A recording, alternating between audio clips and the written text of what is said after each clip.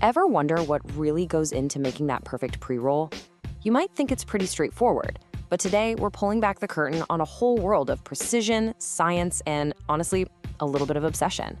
We're gonna follow the journey from a single flower all the way to that finished product on the shelf. Let's dive in. So let's start with the big question. What's the actual difference between rolling one up at home and what happens inside a professional licensed facility? And look, it's not just about making more of them. The gap is huge. It's a complete shift in mindset, really, from just a casual craft to a controlled science. And this slide just lays it all out, doesn't it? On one side, you have the myth, right? Bare hands, just eyeballing the amounts. And on the other side, you've got the reality. We're talking gloves, sanitized tools, precise digital scales, and even climate-controlled vaults. This isn't a hobby anymore. It's a food-grade manufacturing process. To really get a feel for this, let's go on a little factory tour, shall we? We're gonna follow the entire life of one single pre-roll, from the second that flower is chosen to the moment it gets sealed up. You'll see that every single step is deliberate, and every little detail matters.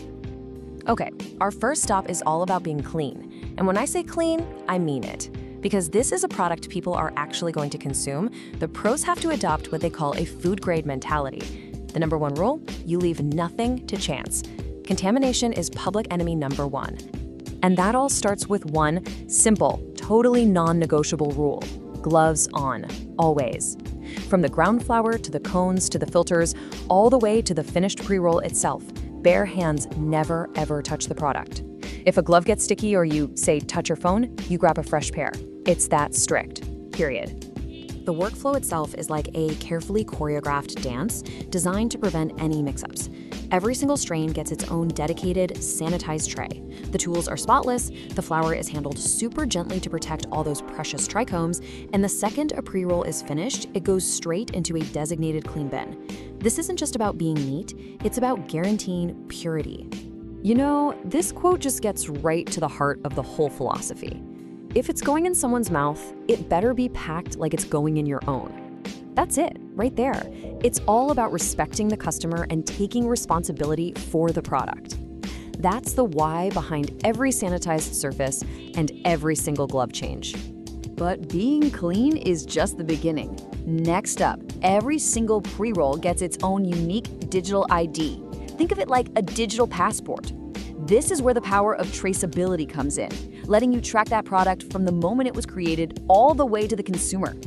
So what does that digital passport actually look like?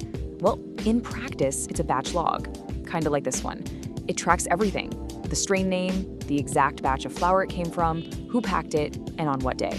It's basically a complete biography for that specific batch of pre-rolls.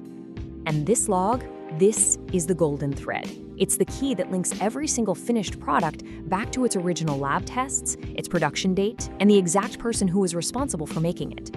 This isn't just boring paperwork, it's a direct chain of accountability. And here's the bottom line. In a regulated industry, this kind of record keeping is everything. Seriously, if there's ever a question about a product, this log has all the answers. Because if you can't trace it, you can't sell it, and you definitely can't defend it. Okay, so our pre-roll is made, it's logged, now it needs its suit of armor. And that's where packaging comes in. It has to do two jobs at once: protect what's inside and meet a whole long list of super strict legal requirements. And trust me, getting the packaging right is a minefield. Compliant packaging has to have a tamper-evident seal and a child-resistant design. It also has to display the right lab data and that batch ID we just talked about. Simple things like a weak seal or missing info, those are common violations that can get an entire product line sent right back. So, the pre-roll is packed, it's logged, and it's sealed. We're almost at the finish line. But the job is not done yet. The final, critical stage before it ever reaches a customer is storage. This is the last mile of quality control, and it's where a fantastic product can get totally ruined if you're not careful. It all comes down to controlling the environment. You're aiming for that sweet spot, a cool 60 to 70 degrees Fahrenheit. Any warmer and you start to break down the very things that give the product its flavor and effects.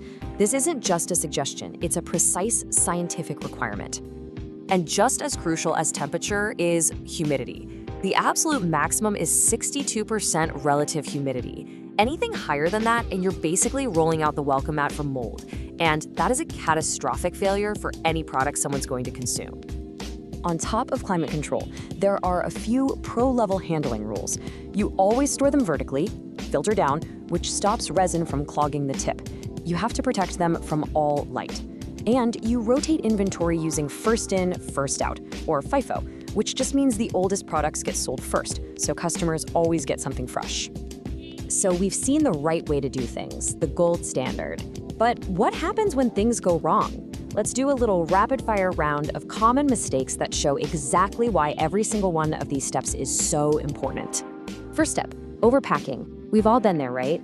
A pre-roll is packed so tightly that you can't get any airflow. It burns unevenly or maybe not at all. It's frustrating for the customer and honestly just a total waste of a good product. Next mistake, inconsistent weight. Come on, if a customer buys a 1 gram pre-roll, it better be 1 gram.